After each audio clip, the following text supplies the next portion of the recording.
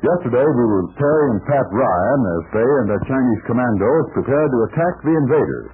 But other adventures lie ahead of our friends, and we'll hear about these future plans in just a moment. Terry and the Pirates is brought to you by the makers of Libby's Tomato Juice, one of Libby's 100 famous foods.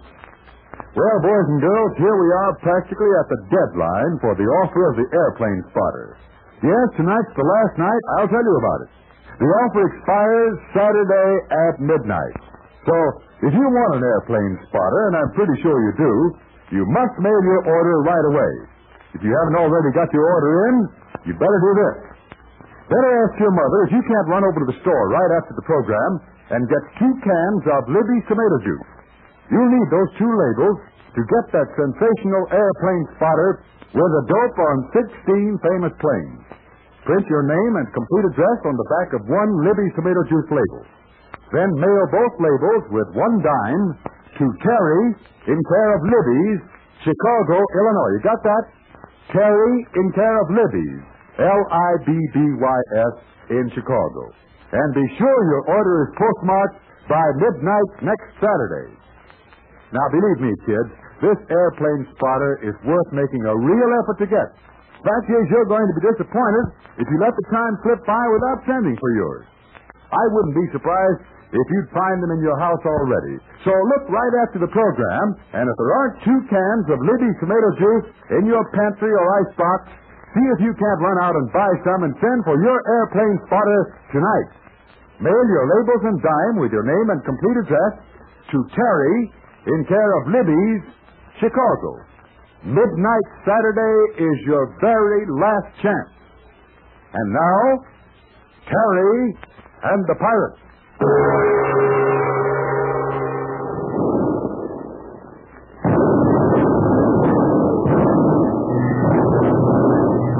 battle between Pat Ryan and the Chinese commando group and the invaders has resulted in a surprising victory for the commandos.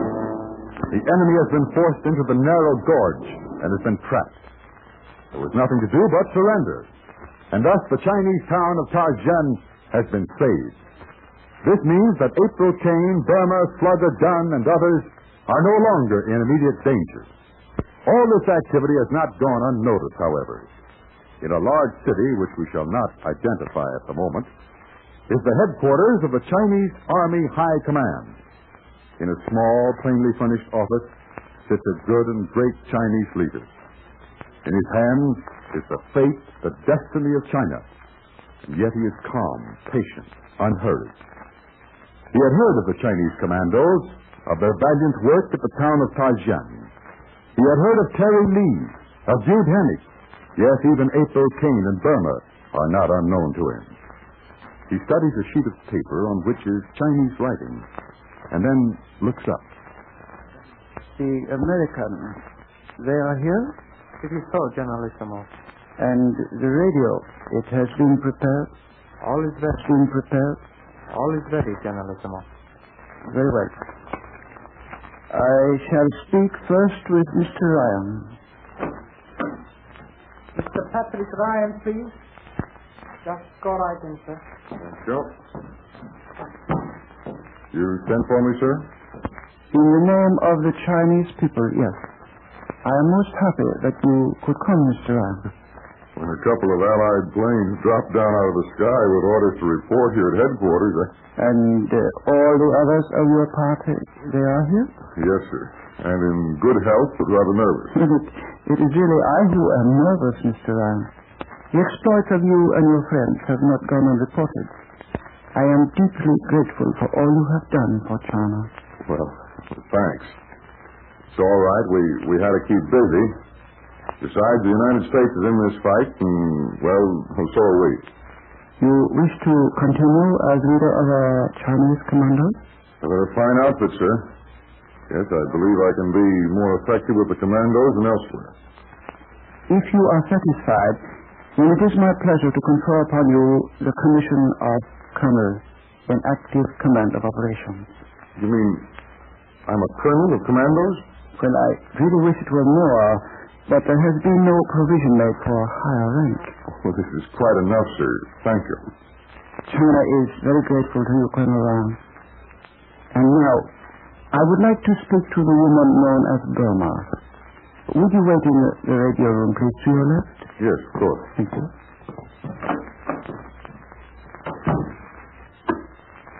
May I speak with Burma, please?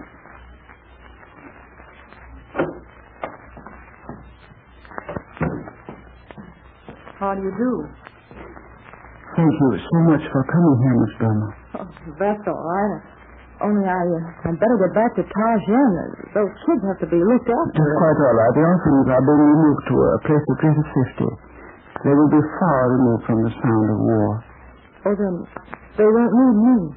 Well, I shall leave that decision entirely up to you, madam. But before you decide on anything, may I ask what your plans are? Why, I haven't any.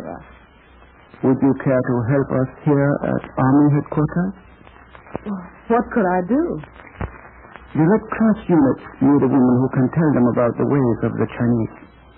The nurses, many of them new to China, need the counsel of one who has seen China and my people as they really are.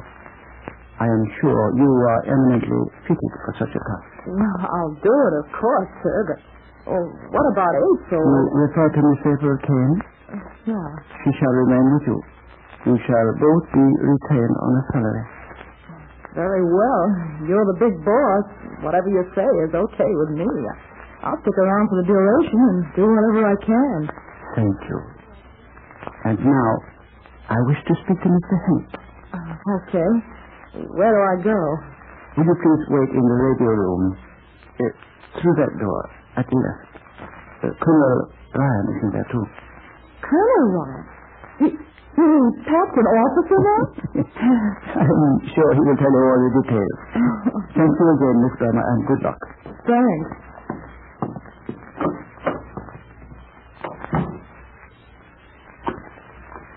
Send in Mr. G. Henk. Hello, General Simone. It's a long time since I've seen you, sir. How are you? I'm very well, Mr. Henk. And you? Oh, I'm fine. Only I've had more planes shot out from under me than horses under a Hollywood cowboy. I'm afraid I do not quite understand. Don't mind me, sir. It's just that I'm not happy unless I'm flying a plane. This foot walking gets me down. I have not forgotten our splendid air journey to India, Mr. Henk. Yeah, those were the days. And as you know, the United States is sending us airplanes in greater numbers than ever before. New bombers, new fighter planes, interceptor planes, a vast air fleet for use against the enemy. Yes, sir. It is necessary to fly these planes inland to secret bases. I wonder if you would like to take excuse me, sir, but if it's all the same to you, I'm not anxious to be in command of anything. I'm pretty much of a lone operator. I don't want a title or a group of men to bother me. Just give me a plane of my own. Let me fly it as best I can. I know this sounds kind of funny, but I want to be happy even if there is a war, and flying a plane is my business. Special jobs, that's me. Very well, it shall be so. It isn't that I don't appreciate the opportunity. That I do, but I just wouldn't be happy, sir. I've got to have a plane and a lot of air, and I'll help the USA and China a lot better. You shall be given a new plane. Yes, and I believe there will be plenty of special assignments for you. Fine. I shall personally see to that, and now is... How do you like my new hat? Oh, I'm so sorry. I guess I'm in the wrong room. No, indeed, not at all. Mr. Henk was just leaving. Oh, sugaration. I'm always making mistakes. All right, Captain, you stay right here. Will you please join Colonel Ryan and Miss Burma in the radio room, Mr. Henk? It's right in there. Yes. Colonel, you mean Pat Ryan is a... So Pat is an officer. I shall keep you only for a moment, Miss Kane. Really? That is a very attractive hat. Well, you know how it is. A woman gets to feeling blue and all, so she has to get out of the depression. So she washes her hair or gets a new hat. Well, you are quite a feminine person, Miss Kane. Well, thank you. I'm so glad. Well, what's going on around here? First we're in a little town in the mountains, and now we're here in this place, flying here in airplanes. Oh, speaking of airplanes, did you see this airplane spotted at Terry made? been treating the commandos to identify planes. Yes, I know all about the spotter, Miss Kane. But just a word about yourself. I think I see ribbons hanging down, don't you? I have been talking to Miss Burma, and she... Oh, yes, I want Burma to see this bonnet. She'll be green with envy. And I made it out of just a few feathers and things I found right after we got here. Miss Kane, I wonder if you will ask Mr. Terry Lee to step in here, please. Terry? Yes. Oh, yes, he's waiting outside. I'll call him. Now, don't go away. Terry, come running. A man wants to see you. He'll be right along. Thank you, and I wish to thank you again for your loyalty and help in all that has happened. Oh, sugaration, I didn't do much. I guess I was always in the way more than anything else. I really was. But it was fun to have men always protecting poor little me. Oh, do come in, Terry Lee. Do come right in, young man. Yes, come in, Terry. This is Mr. Oh, I recall I never did ask you your name. Oh, but April, you don't have to. This is... Oh, golly, this is the Generalissimo. This is the man who... It is quite unnecessary to identify me from this game.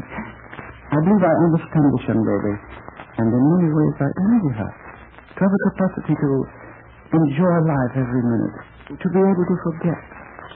Those are rare virtues indeed. Is there something I can do, sir? It is for me to thank you, Terry Lee, for the good work you have been doing. That airplane spotting device is but one of the many devices you have contributed to us.